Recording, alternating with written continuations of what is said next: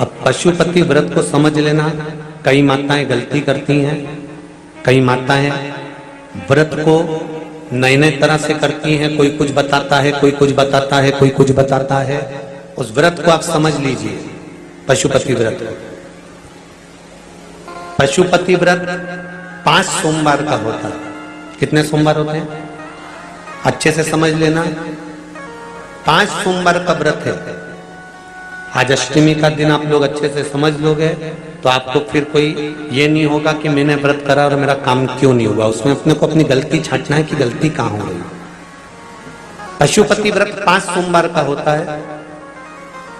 बीच में किसी सोमवार पर यदि एकादशी पड़ जाए या कोई तीज पड़ गई या कोई त्योहार पड़ गया, कोई नवरात्रि का व्रत कर रहे हो या कोई त्योहार का व्रत कर रहे हो या कोई तिथि का व्रत कर रहे हो और उस दिन सोमवार पड़ गया, अब आपने विचार करा कि मेरा पशुपति का भी व्रत है और साथ में तीज का भी व्रत है, तो कौन सा व्रत करूं मैं। तो उस समय पर आपको पशुपति व्रत छोड़ देना चाहिए। फिर आप तीज का व्रत कर लो, या चतुर्थी का करती हो तो चतुर्थी का करो, छठ का करती हो तो छठ का करो, नवरात्रे के व्रत करती हो तो नवरात्रे के करो। 5 व्रत पशुपति होते हैं। व्रत करने के लिए जब आप निश्चित करें कि मुझे इस सोमवार से पशुपतिनाथ के व्रत करना है, जीजियों भाइयों ध्यान रखना, उस दिन सुबह स्नान करने के बाद में बड़े प्रेम से पूजन की थाली लगा लो। उसमें चंदन, अबीर, गुलाल, जो भी आप रखना चाहें, रौली, चावल, मौली, जनेऊ, पंचामृत, चाहो तो अलग अलग ले जाओ, चाहो तो एक साथ मिलाकर ले जाओ। भगवान शंकर की पूजन करो सुबह के समय पर और शिव जी का पूजन कर कर, आराधना कर कर भगवान शंकर से प्रार्थना करो, हे शिव जी, हे ओगड़दानी, हे त्रिकालदर्शी, हे कैलाशी, अविनाशी, आज से मैंने पशुपति व्रत प्रारंभ करेगा। बाबा मेरा ये व्रत इस कार्य के लिए मैं कर रही हूं, आप स्वीकार करना। बाबा को निवेदन करना। पूजन का सामान थाली में उतना लेकर जाना कि सुबह भी काम आ जाए और शाम को भी काम आ जाए। अलग से पूजन का साहित्य में शाम को अलग से नहीं रखना। थाली में उतना ही रख के ले जाओ जितना सुबह भी काम आए और शाम को भी काम आए। बाबा को निवेदन कर कर पूजा की थाली वापस ले आओ। शाम के समय पर घर में मीठा बनाओ, 6 दिए रखो थाली के अंदर घी के, और दिए रखकर मीठा ले जाकर मंदिर में पूजन करो। शाम को स्नान कराने की जरूरत नहीं, पंचामृत स्नान की जरूरत नहीं है। शाम को तो केवल जल का छींटा दे दो, पंचामृत का छींटा दे दो, बाबा की पूजन करो। पूजन कर कर प्रसाद के पहले 3 हिस्से करो। 3 हिस्से करने के बाद फिर आप दिया लगाइए। फिर बाबा को कितने दिए लगाना है?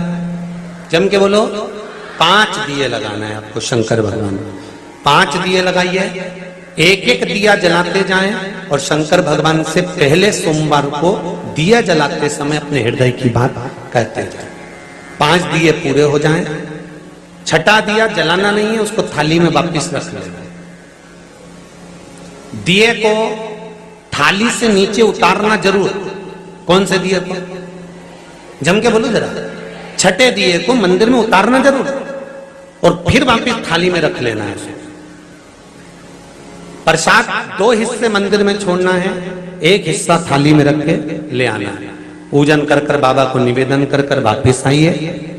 शाम को जब घर में प्रवेश करो, सीधे हाथ की ओर घर में अंदर जाते समय अपना जो राइट हैंड हो, अपना जो सीधा हाथ हो, उस ओर बैठो और बैठने के बाद उस दिए को प्रकट कर लो, प्रज्वलित कर लो। वहां पर भी शिव जी से प्रार्थना करो, हमारा यह कार्य है, सफल करिएगा। बाबा से निवेदन करके घर के अंदर प्रवेश कर जाओ। भोजन जब जीमने के लिए बैठो, भोजन करने के लिए बैठो, सबसे पहले जो प्रसाद लेकर आए हो उस प्रसाद को खाइए।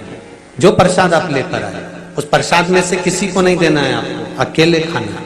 उतना ही प्रसाद लेकर जाना जितना खब जाए, छोड़ना भी नहीं। सबसे पहले प्रसाद खाइए, उसके बाद में भोजन करिए। इस व्रत में सुबह आप फलहार कर सकते हो, शाम को भोजन कर सकते हो।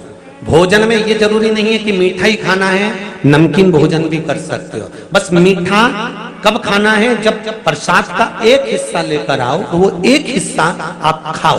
उसके बाद में जब भोजन करो तो नमक का करो, कोई मना नहीं, मिर्ची का करो, पर उसमें दिखावा ना करो और भोजन करें।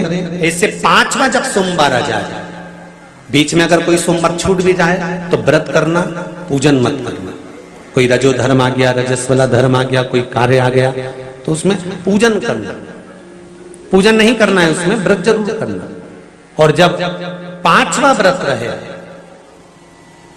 और 5वां व्रत जब रहे तो उस 5वें व्रत में जब सुबह पूजन कर आओ, शाम को पूजन करो, तो शाम को भगवान पर 108 या तो चावल के दाने, मूंग के दाने या बेलपत्र या फूल की पत्ती, जो भी 108 चढ़ा सकते हो भगवान को चढ़ाकर एक श्रीफल 11 रुपए उस पे रखकर शिव जी से निवेदन कर कर घर पर आ जाइए, दिया लगाइए और बाबा से निवेदन कर कर प्रसाद पाइए। अगर नियम से कर लिया तो मेरा विश्वास कहता है 5 सोमवार के अंदर ही आपका काम हो जाएगा, 5वें तक पहुंचोगे। ये शिव शंभु शरणे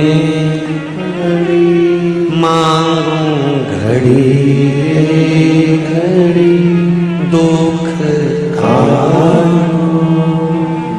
दया करी निदर्शन आपो। 5 व्रत पूर्ण कर, एकादशी पड़ जाए, रजस्वला धर्म पड़ जाए, कोई कारण पड़ जाए तो फिर व्रत को आगे बढ़ाए, पर 5 गिन के 5। ऐसा मेरा शिव है। पशुपति नाथ भगवान का स्मरण देवताओं ने किया, समय आया, आगे वर्णन आया। अंधकासुर मारा गया, तब हिरण्याक्ष को क्रोध आ गया। अंधकासुर जब मरा तब हिरण्याक्ष को क्रोध आया, और हिरण्याक्ष को क्रोध आया कि बताओ मेरा भतीजा मर गया, मेरा भाई मर गया, और भतीजा और भाई ये दोनों मर गए, मेरा सगा भाई आज मारा गया और मेरा भतीजा मारा गया। हिरण्यकशिपु को क्रोध आ गया और उसने तुरंत विचार कर लिया कि अब मैं तप करूंगा, ब्रह्मा जी से वर प्राप्त करूंगा। तब ब्रह्मदेव से वर प्राप्त कर, ना नीचे मरूं ना ऊपर मरूं। सुनिए भागवत, ना अंदर मरूं ना, बोलते जाओ, बाहर मरूं, ना अस्त्र से मरूं ना नर से, पशु से, ना दिन में ना ही 12 महीने में। वर मांगा था ना 12 महीने में नहीं मरूं, मेरे लिए कोई 13वां महीना है।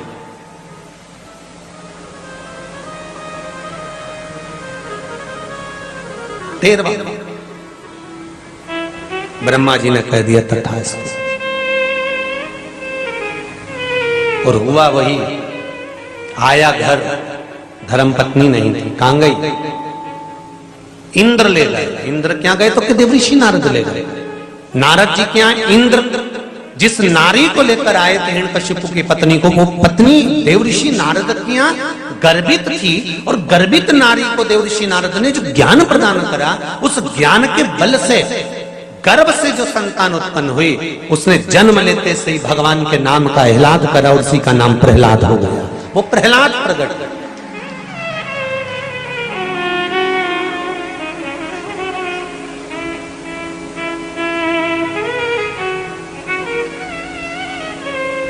पूछा हिरण्यकशिपु ने, मेरी धर्मपत्नी आपकी? हाँ, ये आपका पुत्र, ले जाओ। गुरु का काम केवल इतना ही है, एक सतगुरु का काम संस्कार देने का है, राष्ट्र को संवारने का है, संस्कृति की ओर लेकर जाने का है। सभ्यता की ओर लेकर जाने का है। गलत मार्ग पर अगर कोई चल रहा है तो उसको सतमार्ग बताने का है। गुरु सतमार्ग की ओर लेकर जाता है, और वो किया। देव ऋषि नारद ने गर्भस्थ बालक को जो ज्ञान दिया है उसके बराबर कोई ज्ञान नहीं दे सकता। और हमारे यहां भी शास्त्र कहता है गर्भ का ज्ञान प्रथम ज्ञान होता है। अभिमन्यु का चरित्र भी कहता है माता के गर्भ में बैठकर चक्रव्यूह में प्रवेश करना सीख गया था। मां सो गई तो चक्रव्यूह से बाहर निकलना भूल गया था, क्योंकि मां सो गई। और आपसे भी निवेदन है मेरी भारत माता की माताओं से, जितनी माताएं इस पावन शिव महापुराण की कथा को सुन रही हैं, चाहे आस्था चैनल पर, चाहे फेसबुक यूट्यूब पर, और चाहे इस पावन रायसेन के पावन प्रांगण में, आपसे भी निवेदन करना चाहूंगा कि बच्चों को ज्ञान दीजिए, संस्कार दीजिए, और उसको हमारे सनातन धर्म के बारे में बताना प्रारंभ करिए, नहीं तो आने वाली पीढ़ी रोना चालू कर देगी। उसको संवारने की जवाबदारी आपकी है, उसको सुधारने की जवाबदारी आपकी है।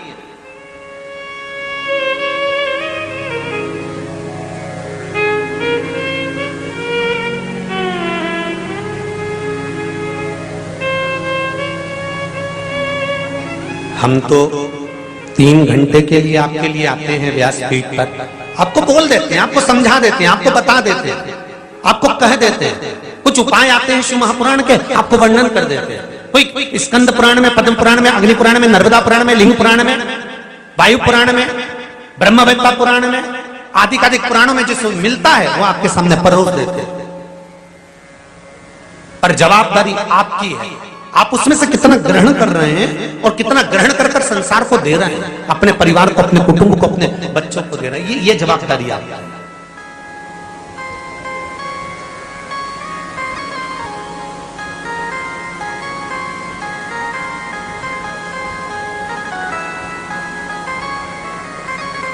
महाराज बड़ा प्रबल ज्ञान मिला, हिरण्यकशिपु ने पढ़ने के लिए भेज दिया, विद्याध्ययन करा, गर्भ का ज्ञान था तो उसको अलग से कोई ज्ञान की जरूरत नहीं पड़ती।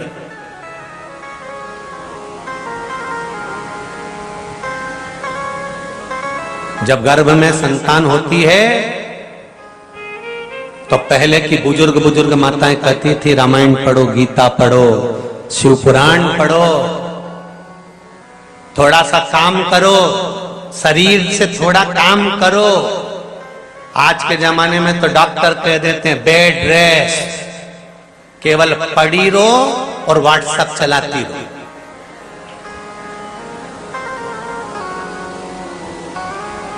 तुम अभी व्हाट्सएप चलाओ, तुम्हारी औलाद पैदा होते से तुम्हें चलाई।